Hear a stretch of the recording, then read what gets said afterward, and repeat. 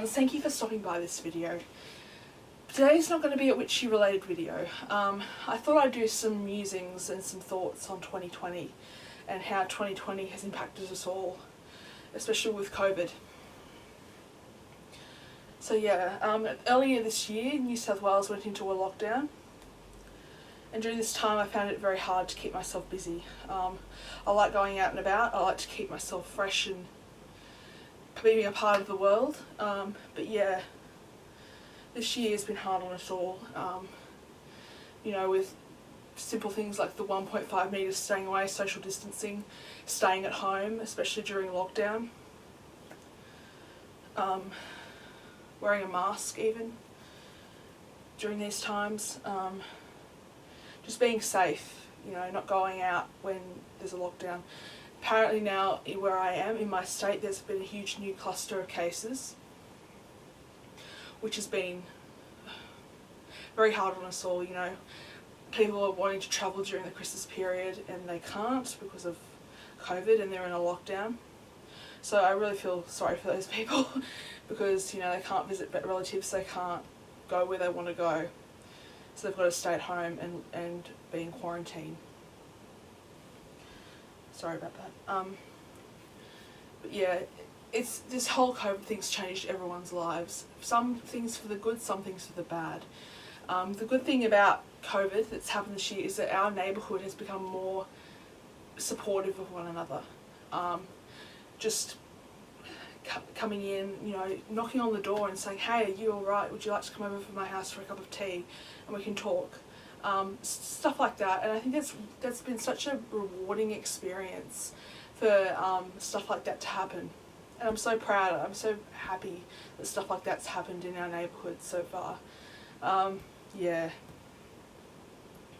my sister is actually an enrolled nurse, and she was on the COVID ward for a while, and I really admire her for that. She's such a strong person, and she said it was one of the hardest things she had to do was work on the COVID ward, but we won't go into that. Yeah, so just working on the COVID, just being a part of a community and working with community during these hard times, I think is very important. Just working with one another and being with each other is very important. In November, this is filmed on the 27th of December, so just a bit after Christmas. In November, our neighbourhood had a small party to get together, Christmas party. I thought that was really good because we're coming together as a community and we're helping each other as a community. We're just talking, we're just being with one another. I think that's very important with everything that happens, especially related to COVID and especially related to the community. Okay, so I've rambled a lot about COVID. I'm going to talk a bit more about things that have been happening with me this year. So the first thing I want to talk about is my witchcraft journey. This year I've upgraded myself a bit more, whereas before I was very not doing anything. And I thought, oh, okay, I practice witchcraft but I won't do anything, you know, I'll just observe things that are happening, which is good in a way. I think I'm trying to upgrade myself a bit, as I said before, with my practice, just trying to try new things, go into ritual more, observe the Sabbats, the Esbats, which is part of the wheel of the year, and the full moons, the new moons, stuff like that. Yeah, so just trying to observe things, and for me, I wasn't doing anything, as I said before, I was just observing. And this year I'm trying my best to plan things out, you know, work on my book of shadows, my book of mirrors, trying to be more witchy. Yeah, so I didn't go to any rituals this year, mainly because of distance. It's a long way where I used to live in the Blue Mountains. I live near the city now, so trying to find that trying to find that time to go and actually travel all the way up to the Blue Mountains There's a train that goes there. I think I might just catch the train and catch the train back when the rituals are on. What else have I said? Yeah, so the rituals I used to go to, this I've said before in my coven video a few videos back. If you look under my videos, you'll find a video I talked about coven work and solitary work. Yeah, so yeah, it's hard because of the distance. And as I said before in the coven video, I love my coven. We're just so connected with one another, and it's just so inviting, and it's just so lovely. But enough about that. Shadow work. I've started to do a bit of shadow work. I found this really cool. I can't remember what the link it was, but I printed it out. And it's basically a huge booklet you can use tarot with shadow work.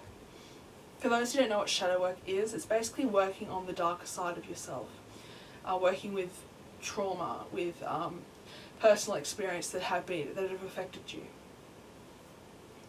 Yeah, so just working on that and trying to deal with that. Yeah, it's a hard one.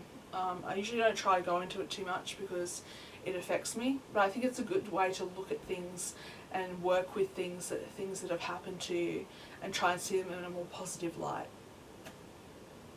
So yeah, shadow work is amazing. I actually found a course a few days ago about doing shadow work, and I think I might enroll in it because it's just, I find it interesting. I think it was Carl Jung, sorry if I got that wrong, who discovered shadow work. And yeah, so I'm definitely going to get back into that because actually, where is it? So, just hold a sec. I've got my shadow work book here. This is way back into 2017, so it's 2020 now, so it's been a few years. So the entry is just a random prompt I found. It said, whereabouts do you currently feel isolated, and how are you dealing with that emotion? And I've written a few pages about that. So I did a tarot reading. This is a good one. Change is a fact of life. In which ways does that scare you? And I wrote a huge, it's a bit dusty, but I'll go with it. Yeah, so just working with shadow work and trying to evolve around shadow work. But enough about shadow work. I'm trying to explain a bit more. Okay, creativity. I started up piano lessons again. Now, I'm really happy about this because I just love piano. I love working with piano. I found a really good teacher, which is really important, I think. Yeah, so I'm learning a bit of Bach at the moment, and I'm working with a bit of Einaudi as well. So that's always nice to do and to work on and to develop. One of the highlights of this year I found was when I went at the start of the year in January. I went and saw Ludovico Einaudi with my mother at the Sydney Opera House. That was amazing, absolutely amazing. It was so good because it was just a complete darkness. And there was just a small light on him playing piano for an hour, and it went so quickly. I wish I could have had more time to engulf those things, that music into my being.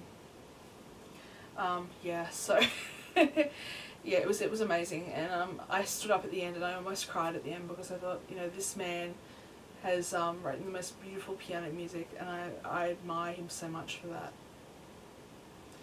Yeah, so it went, as I said before, it went for an hour, and it was just complete darkness, just a light of him playing piano for an hour, and it was just beautiful, absolutely lovely. If he comes back to Australia, I'm going back. I swear to God, I'm going to go back. Okay, so my novel. I actually, I've done a lot of planning for my novel. I haven't written much yet.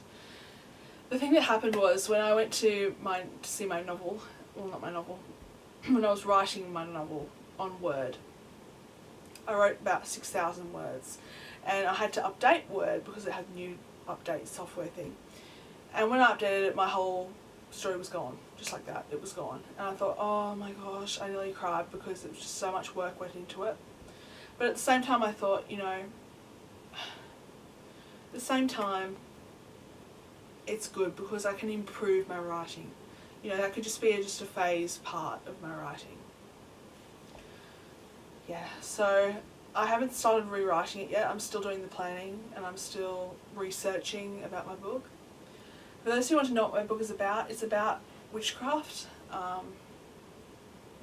It's a fictional story.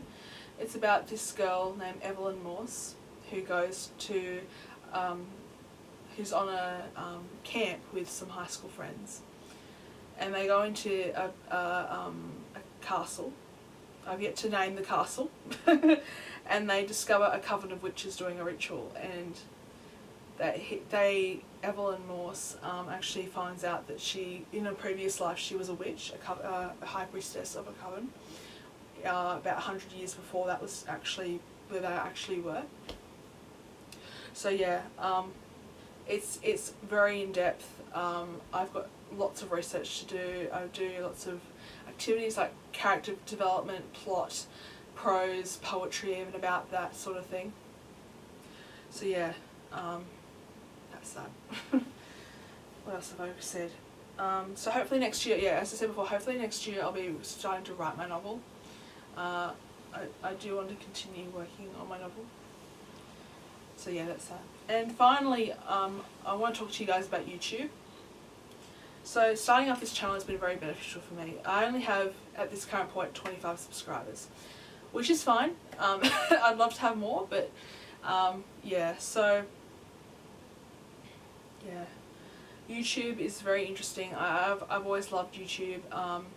There's lots of witchy stuff on YouTube, which is great. I absolutely love witchy content, witchy vlogs, stuff like that. I want to get more into vlogs, people, not just you hearing me ramble for half an hour on certain things. But yeah, just maybe starting some vlogs, using DaVinci Resolve, the editing program I use a bit more, so I can learn how to use it a bit more, make my videos more accessible and more interesting to watch than, as I said before, than me rambling to you for half an hour just like this. And also, I want to upload more on a regular basis, not just every 2 or 3 weeks, but every week, a couple of weeks. So that's it, guys. Thank you for listening to me watch my 2020 musings. It's going to be an interesting year, 2021. Bring it on. See ya.